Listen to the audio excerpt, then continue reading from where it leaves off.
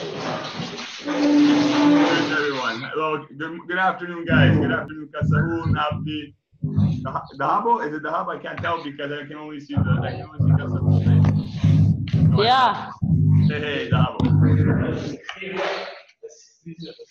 Hello? Dahabo, how are you? I'm good. I'm sure that one we have recorded was okay.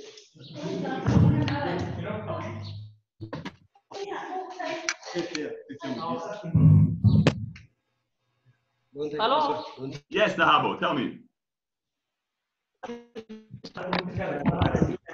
I can hear you. I can hear you guys well. We want to connect the speaker so that we hear you very well. Better, I understand. I'll keep talking if it helps. Let me know if I need to keep talking. That way you can hear if when the speakers are connected. Hello? Yes, Dahabo. Dahabo? No, it is going. It is okay. Are the speakers connected? Yeah, it's okay. Okay. Perfect. Like challenge that one. So it is still recording. No, I'm saying this one. Are you also hearing us very well? I'm good, Abdi. I can hear you guys perfectly. Okay.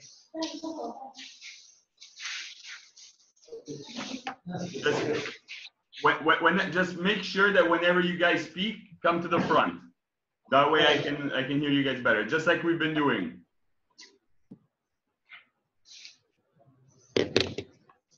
Abdi Aden has also joined us.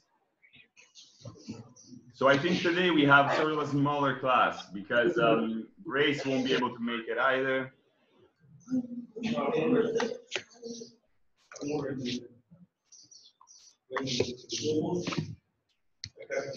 Wait, glass. Hey. Everything set? Dabo, everything is good? Everything set? Yeah. Yeah, we have Is everyone there, guys? Is everyone there in the dub? We are all here. We are all here now. Okay. How were the presentations with Jillian? Were they okay? Yeah, it was only that we had some technical challenges. We were trying to connect because we are trying to connect very early, and we took like 40 minutes trying to connect. So That is why we took 15 minutes from your time. So we are. That's okay, Kasum. That's all right, guys. No worries. It happens sometimes. I mean, it's happened to us too, right? A few times. So I mean, it's not a problem. I understand. I think, but what we'll do is we'll get started right away because that way we have at least 40 minutes of our session. So just to start off, basically, guys, I'll just make an announcement. So first of all, I'm coming in a week, so I'm really happy to come over and see you guys in person. Yeah. I'm really looking forward to it. So I mean, we have our last lesson on Zoom next week on Friday, and then on Saturday I leave for the dub. So I'll see you guys and then I'll see you guys again on Monday, but in person. So I'm really looking forward to that. Yeah, that's great. So that's good. I'm hoping that most of you will be able to be there in the dub. I know most of you are there already. I'm hoping that there you guys are. Now I can see you all. Now it's better. So I'm hoping I will be able to see you, at least most of you there in the dub not this Monday, the one after that, so December 2nd. And then we'll be working. It'll be quite a few intense weeks. Like we'll be working pretty intensively those 2 weeks. So it'll be good. We'll be covering hopefully a lot of stuff. I'll be bringing you guys the books. So the new books, the Tilly books. I'll be bringing you guys also some photocopies of the other books that you will be reading, the language books that we'll be reading together again, the same way you guys did it with. Again, you'll be reading with Toronto students, the same way you did it for the previous books, or the culture books. So I'll be bringing you guys some stuff, a lot of material to read. A lot of stuff to read for the new term. So get ready. Get ready for a lot more work. No, jokes aside. So anyways, I'm really looking forward to that. So that's in terms of the announcements. So what you'll see in the next few days is you'll see a list of groups again that I'll remake, and I'll send it to you guys. All right. So don't be alarmed. That won't start till December, basically. That won't start till December and January. So don't worry about it right now. But I just wanted to let you guys know about that. That's in terms of announcements. Then moving forward, so did everyone get a chance to at least look at? I'm not saying read it completely because I understand it's a very long reading. I understand you guys have other stuff to do. But did you guys have a chance to at least look at Lugo's reading for this week? Yes, no, perhaps? Come again, we come to say what? I was saying, did anyone have a chance to look at the reading for today, for this week? The Lugo reading, border thinking, border theory, culture, and nation. Yeah, I've just tried to read it. Okay, so. But I found it very abstract. The concepts are very abstract. Yeah. Okay. So what we'll do is, guys, this is what I was thinking. What we'll do is, does everyone have at least a copy of it? Does everyone have a digital or like physical copy of the reading? Yeah. We are. Yes, we are. Or do we have a few copies of it? Do we have a few copies of it, like together, so that we can look at it, basically? Yeah, we have it. Okay, perfect. All right. So before we start, what I want to do is I want to go like each and every one of you, just 1 or 2 minutes. I want you just to tell me how you found the reading, just like what you were doing, Kasahun, like how you found it, and if there are any key term or question that you have. All right. So just like one by one, like maximum one or 2 minutes. Just tell me how you found the reading, and whether there was a key term or key idea or key question that you had after reading it. So whoever wants to start, go for it. And then I'll write them down. And then we'll start from there. So whoever wants to start, guys, go ahead. Kasahun, if you want to continue with what you were saying, go for it.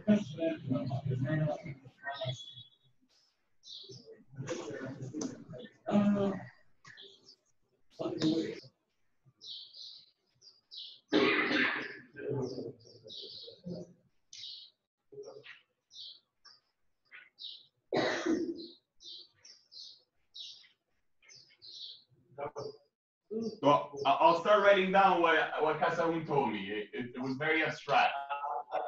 Excuse me, Nico. Yes. When I was reading this article, Tell me something. I had a question. Go for it. You know, this article is talking general about the borders and the challenges people get in borders and many things. But the question was, why women and minority in this article, the border of borders theory. This article now is bringing women and minority. Why they're bringing the issue of women and minority in this article? Thank you, Serafin. That's an interesting question. So brought forward. So basically, why are women and minorities and issues with women and minorities being brought forward in this reading, basically, right? That's your question. That's a very good question. It's a very interesting question, actually. Thank you for that. Thank you, Serafin. Yes? To try the question that Serafin has asked is, I think women and minorities are always vulnerable people when crossing the border. When the rest of the people, maybe compared to the other counterpart, they face a lot of insecurity, they face a lot of challenges. Maybe women are raped, they are being left out on the way. women do not leave their children when they are migrating maybe from a border to another border. I think some men also, but the majority of the women die with their children and they will never leave their children behind. So carrying with all those luggages and their children at the back and everywhere, maybe some of them are even carrying at the womb. They had all these challenges and they don't want to give out their children, and I think that's why they are always vulnerable. They're more vulnerable. That is a very good point, Hani. So they're more vulnerable because of that. So that's an interesting way of putting it, right? Thank you, Hani. To ask a question. Yes, Abulon. Or the article is in the article. They talks of that the author talks of safe zone and unsafe zone. So now my question is, okay, suppose we do not have border lines in between countries. Yes. Because right now there are some countries that with being together with the neighbor, they don't go along. They don't go alone. Like for example, like South Sudan and Kenya. Yes. Or Somalia and Kenya, because of the border. There is that border dispute. So the question is, suppose we do not have those borders, would we have such kind of conflict that people are facing right now? Or having these borders, or living without borders, will it have more problems to the neighbors countries? Yeah. So basically, Abdullah, what you're asking is, if we didn't have borders, would it be safer, or would we have more issues?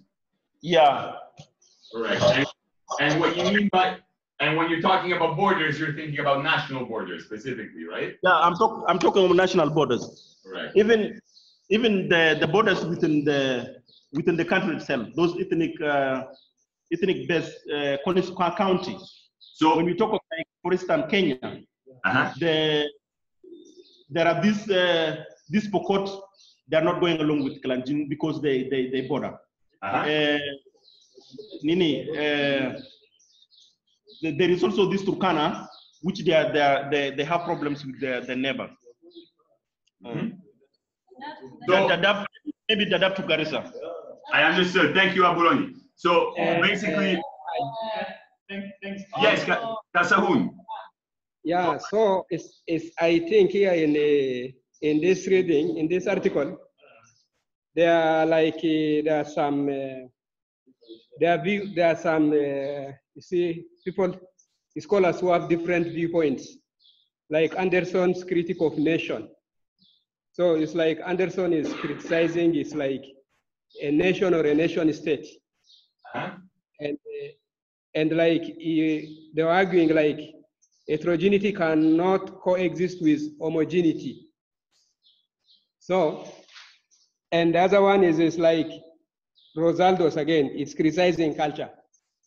So I think it is like now the way I'm understanding from this particular article, or from some ideas from some scholars here, is like some are criticizing like nation states and nationalism. Yes. It's like they are calling for people to look at the wider picture. But the way our African tradition and the culture, even from within the same community, who speaks the same language and culture, there must be defined borders. Like one tribe among the Somalis, like now if I take Somalis for example, Somalis are the people who speak the same language, the same culture. They also have, all of them have the same religion. But amongst themselves, each Somali clans, they have their own well-defined borders.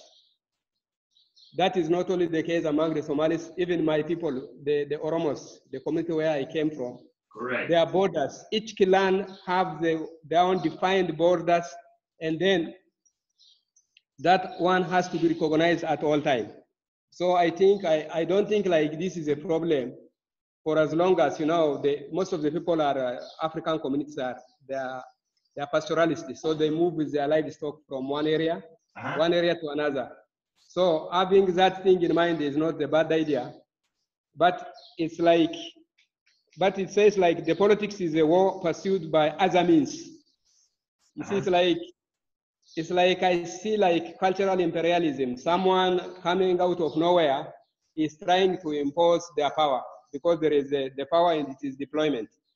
The notion Fakot was now campaigning for. It's like the strongest is trying to impose their power and the influences on others, leading to now cultural imperialism or cultural imposition. So that is what I've observed when I read the article. Thank you, Kasaun. That's a very interesting point, which sort of builds on what Abuloni was saying earlier as well, about warriors both within, outside, and inside as well, the nation. Okay. Right? Yeah, Abdi. This Abdi. Okay. How are you, Marco? I'm good. How are you? Tell me. So we're going around. We are fine. Right? Thank you. We're going around. Okay. Go for it. Okay. To my understanding, what my colleagues have said previously, I think the article is somehow questioning the cultural theory of borderlines in between the former anthropologists and non-anthropologists, where like for example, like Renato Rosnando, 1994, where he argues anthropologists must strategically relocate or reposition themselves in the current scholarly battlefield of power relations in the cultural borderline. In this effective, I think the whole article is talking about power relations, capitalism, and academic representation of this cultural, where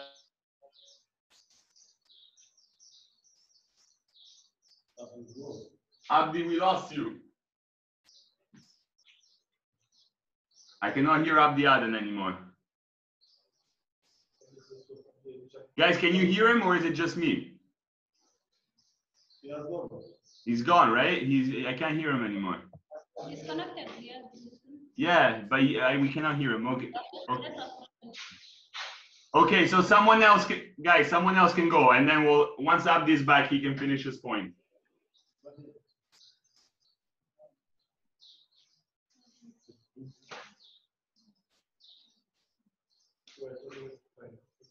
Thanks. Abdi Bishar, right? Yes. Tell me. I think the article was talking about issues of race and identity across the borders. Interesting. And the educationists or the others who wrote this had different standpoints. Some of them thinking like the borders could not have been there. In other words, the country changed stumbled across on the other border. To me, if I connect this to one of the former videos we've read about the politics of knowledge, Edward said we were discussing about imperialism in a way that, you know, the way the colonial people and governments have divided the country's border, in which some communities who are living together, who are bloodly related, are divided themselves into by a border. For example, now in Somalia, the Somali Kenyans and the Somali Somalis. Between them, their border. You see, a brother is on the other side, the sister is on this side. So this a way, I think, that the colonial governments wanted to divide, the power of the African society. So there's that kind of divisions within the society. So I think the article is just questioning like about issues of race, about the issues of identity, and in representation in education. Thank you, Abdi. Thanks. Thank you, Abdi, for that point as well. Who wants to go and still hasn't gone? Who wants a turn to speak to the reading and hasn't had the chance to? Go for it. Sada? No, Dahabo. Yeah. Yeah, in this recollection, it talks about culture and cultural factors in social development.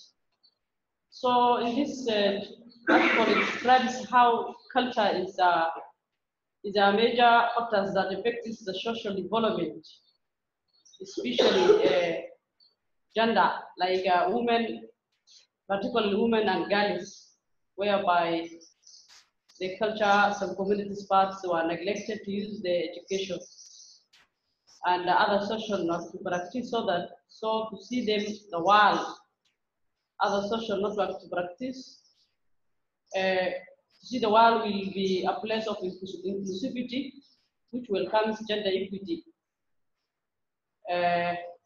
This can bring social development through generating family income, but the culture they practice, some particular communities totally isolated, that support totally isolated with the support of women through accessing higher education in the refugees. So, and at the same time, the other argues that the modern version of practice theory appears unique in that society is a system, that the system is powerfully constrained, and yet the system can be made and unmade through human action and corruption. That's why women were selected to be having a human action in a particular culture, so that the world can see that how culture has influenced in education, particularly women and girls. Thank you, Dahabo, for that point. That is a really good point. So basically, you're using one of the quotes from the article, saying how basically system and individuals, like individual action and system interact, and you're specifically centering that on gender, right? As different. So basically, how women empowerment basically can change the system and the structural society and the structures of society. Did I understand that correctly, Dahabo? Thank you for that point. Anyone else who hasn't spoken and would like to speak to the article? Again, I think yes. The word, when it comes to border, border is it's like unsafe place. When you hear a border, it's like unsafe place. A place that when you hear or when you go, fear comes to you, or you fear, or you get afraid of. Maybe what kind of challenges are you going to encounter yourself when you go to the border? So border has many meanings, but according to my understanding, I believe that border is a place that can even change your culture. When you cross the border, maybe I'm a Kenyan and I go to Rwanda, but I have to change. My culture can be changed. I can also change the language I'm speaking, because language there, I may not continue speaking the language which I'm using here in Kenya. I may come up explaining, talking to the languages which maybe the other part of the country were talking. So when you cross the border, I came to realize that language change, culture change, mode of dressing also changes, the style of eating also change. So a lot of changes will come across the border, and that's how I have seen it. I like that, Hani. That's a very interesting perspective on it. So you're relating it to your own experience of crossing borders, basically. So what the border has done to you, in a sense, right? Crossing the border. Is that right? Did I understand that right? Yeah.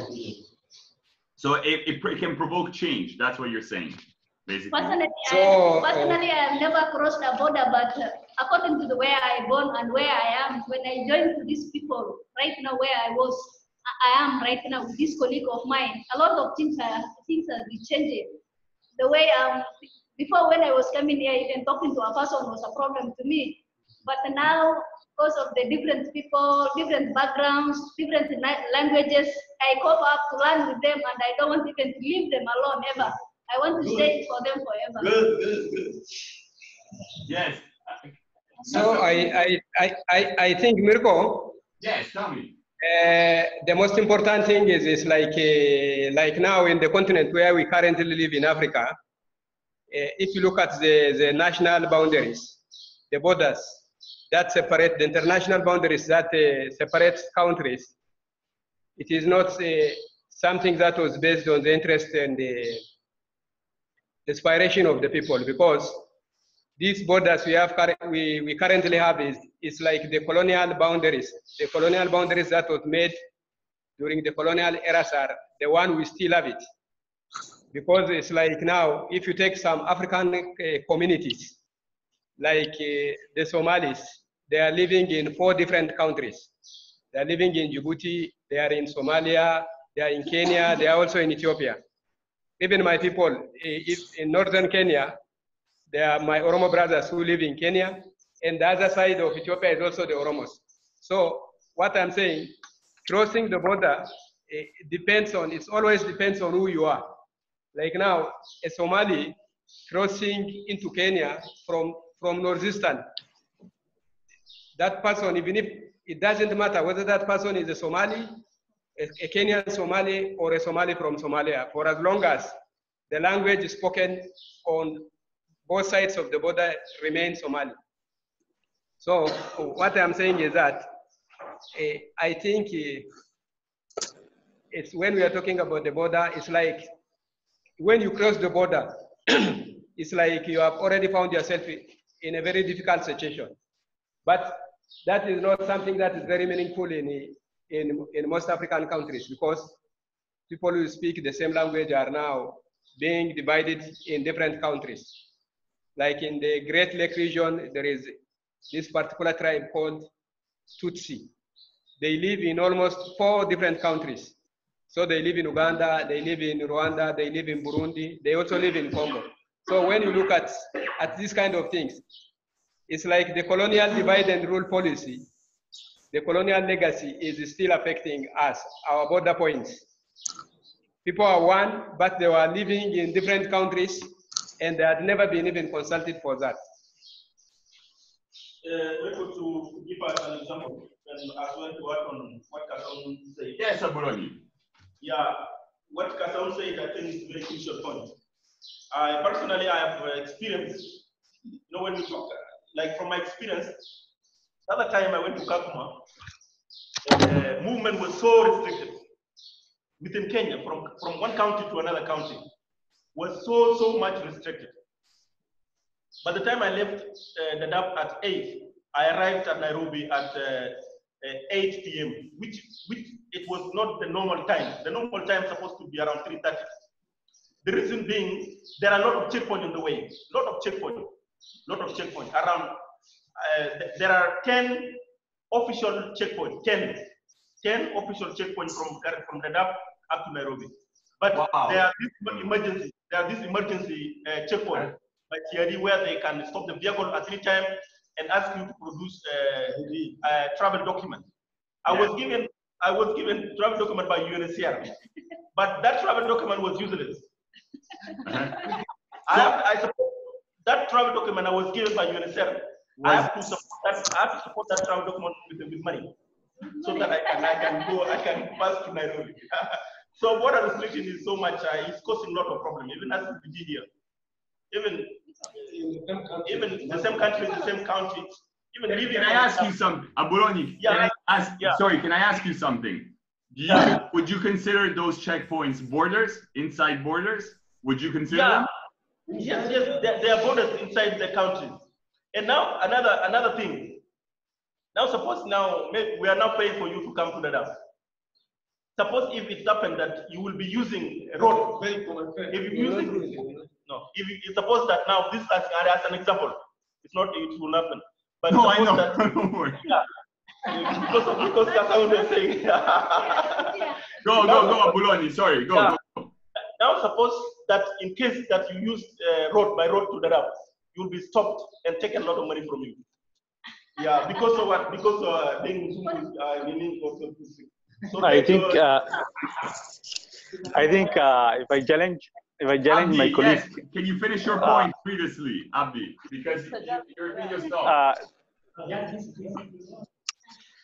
I think my previous point was the definition of cultural borderline, where it's been affected by capitalism and so many other ideologies that have been exist. And somehow, according to my understanding, the article calls for remaking the definition of cultural borderlines. And this is very important in relation to what my colleagues said, that you know, this is related to culture and identity. When it comes to border, we have so many communities. Like an example is the Kurdish that reside the borders of Turkey, the borders of Syria, the borders of Iraq, 3 or 4 different countries. And these people, they have been ignored. They cannot pass or cross the other side where the people live with the so-called of identity or nationalism or national.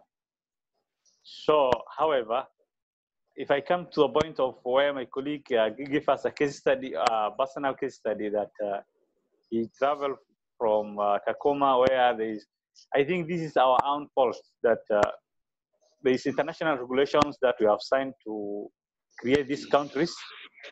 There is international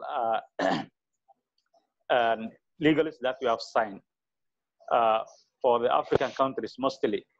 This is mostly affecting only African countries. Besides that, Europe or Asia or America, they have access of movement. They have that of Europe, they have that of America, but it's somehow restricted to Africa. And Africa, they are the ones who have accepted with their so-called national countries. If they could have established their own identity, they have their own cultural, their own relationship of movement, it would have not have been. So I suggest that we need to redefine. We need to redefine, as the anthropologists call, the cultural borderlines, and revisit. You know, in Somalia currently we have the Somaliland region that's fighting for independence and saying that they have been a British protectorate. That means they are looking for independence because they have been colonized by British, not Italia. This is somehow a mentality that African people have, and you can understand that it's somehow it's something that's affected by. Currently, we are under the effects or the impact of colonization. Thank you, Abdi. Thank you. That builds on a lot of the points that have been made until now. Yes. Yeah. It's like the article is arguing that we need to redesign our borderlines, both internationally and nationally. And this is because that it has brought more challenge than a solution. I think like even in Africa, most importantly, it is quite hard to go out from one country to the other. And as I've narrated, and you might see people of the same culture, the same religion, and all the other things same, but different identity, because they're living in different countries. So, like people who are brothers, people who are blood related cannot come to each other because of just borderlines. And the issues of insecurity now is going high with that issue of borderlines. So, I think like in Africa is the worst, because in America is like more than 50, you know, it is like more than 50 nations, countries. They are put together saying the Americans. It's a whole continent with one border, just America. I think Europe has different countries. It's like England, the States, all these countries are called them Europe. But in Africa, each and every small nation, which was supposed to be like countries, is remaining as you know, is having its border, fighting for, you know, political differences. And now people are challenged to cross the border. I think some quite years ago, even Africa was trying, like East African countries were trying to have one passport, which they call e-passport. I think now Kenya is developing. So, in a simple term, It's like we cannot rely on the borders that have been designed by the colonizers because they had their own interest. Because the issues of imperialism, they wanted to have more authority, that they divide these countries, they divide these communities into borderlines, and then they can rule. So I think like that's what the article is talking about, and it's something very tangible. It's something that we are feeling. Blanco was now talking issues of within the borders within the nation, and more worse is the borders outside the nations. That's why people are dying in Libya. They are in the same continent, but they cannot go one border from the other one. They are killed, they are harassed, and I think the issue of females saying minority comes that because you have another female children and old age people are very vulnerable. So I think that is what I wanted to communicate with that remarks. Thanks. Thank you, Abdi. If there are no more points, can I sort of jump in, or is there someone else that still hasn't spoken that wants to say something? No, there's not. And there's something I wanted to ask, which has been mentioned in the, let me say, like the second page, where the title says like the current state of cultural borderline lands past cultural patterns. So I want to ask Abdi, can I ask you, Abdi, can I ask you to tell me the page number? Page 45. Page 45. Okay. Yeah. So sorry, you go ahead. Go ahead. Sorry, Abdi. Go ahead. In that page 45, you can see a headline saying like the current state of culture borderline. At the end of that, the first paragraph of that title, you see quotation: classic visions of unique cultural patterns. So what do they mean by unique cultural patterns? If that's a question, Abdi? Yeah. I want to yeah.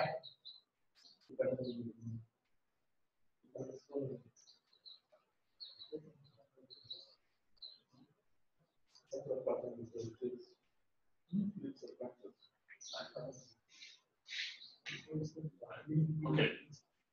All right. So I'll try to sort of. Okay. First of all, I have to say, you said that the reading was difficult and abstract, but from what it looks like, you guys had a lot of ideas on the article. Sure. So it wasn't as difficult as you said it was. Overall, you guys had a lot of ideas came out of it, so that's great. So it's a really good thing. That's what I'm saying. And a lot of what you guys were speaking about, I found at least, was really about the borders, the significance of borders, right? Specific within the African context, because that's what you guys were talking about a lot, right? What the border represents, especially in an African context, which perhaps the author is not speaking about, right? Because the author doesn't seem to be thinking about a lot of these things that you guys are talking about, like the significance of so that already gives us a sort of different lens, right? A different perspective on the reading compared to the one of the author. Because where did you guys see where the author is from? Did you guys check the footnote? Did anyone have the chance to look at where the author is from? If you guys read, there's a footnote. It's footnote number 2. Yeah. You can see where the author is from. He's from a different place in the world, right? That's important. That's a first point to start, in a sense. Did you guys have a look? Did you guys see where he is from?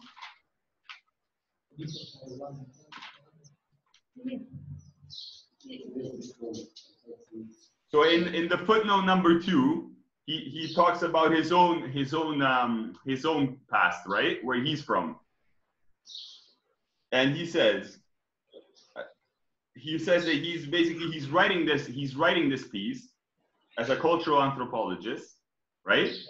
So that's his first role, right? He's a cultural anthropologist. Did you guys find it? It's at page 54, guys.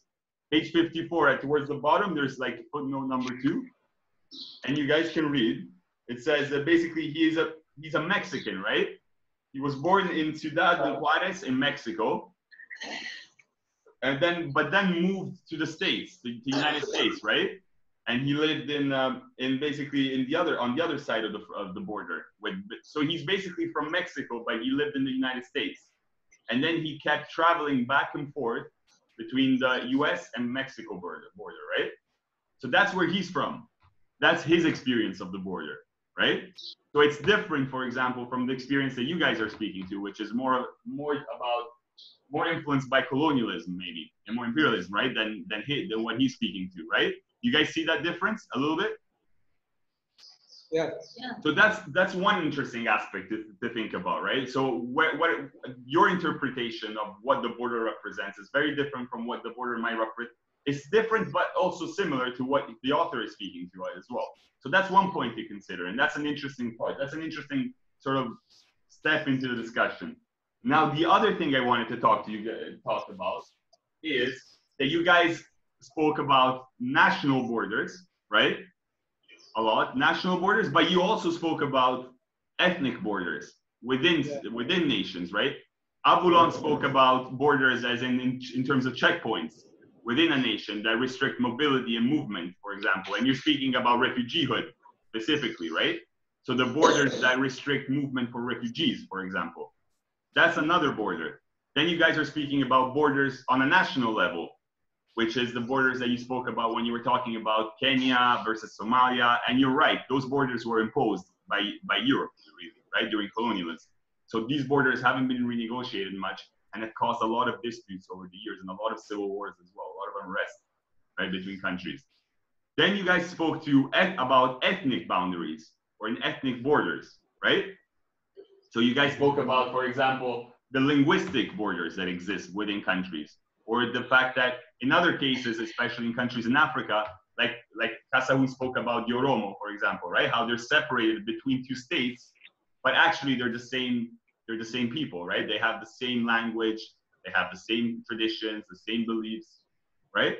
So we're speaking about boundaries in many different ways, and that's excellent. That's exactly what the author is talking about, the different ways that we think about borders, right? So, but overall, what emerges, I think, is the idea of what is a border. I mean, how would you, if I were to ask you guys, what is a border? How would you respond?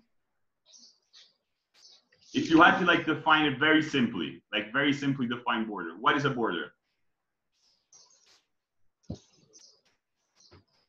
Go for it, guys. And I think the author sort of gives us an answer, right? In the very first page, he shows us the dictionary definition, right? Hani, tell me. To my understanding, I think a border is an unsafe place.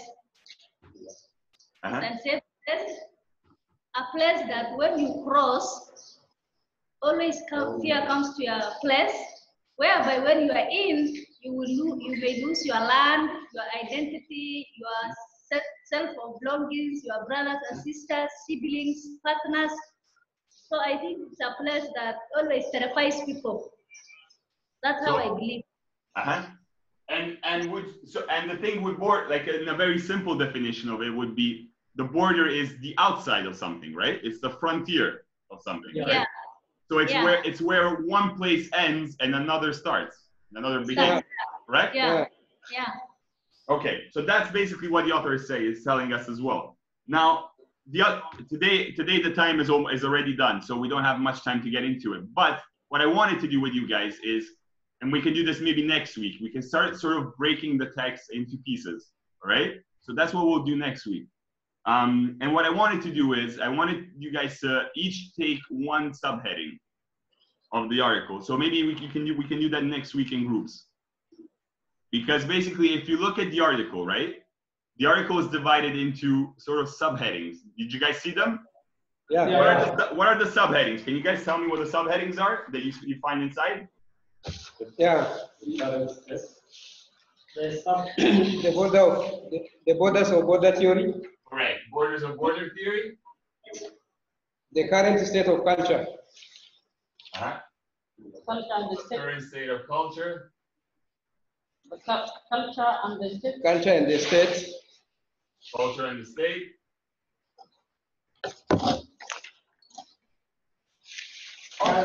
Then from there, culture and the nation. Culture and the nation. Culture and the nation. Thank you, Gasaun. Emerging communities. Imagine communities. From the nature of the state to the state of nature. The state of nature. Culture and the nation. Culture and we said culture and the nation, from the nature of state to the state of nature, right? To the state of nature. Yeah.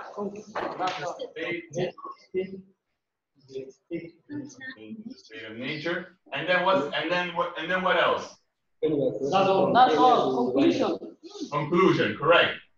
Yeah.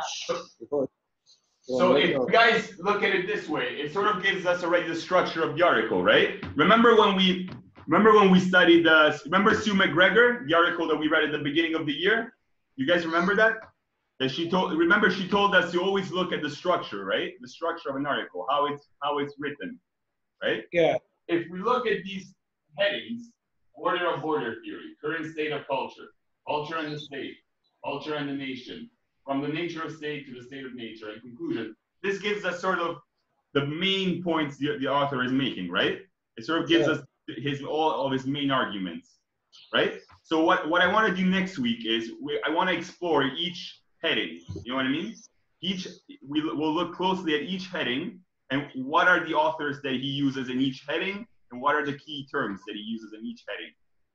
But if you already look at the structure, guys, I mean, what would you say the article is about? Just by looking at the headings, all the different headings. What is the article about overall?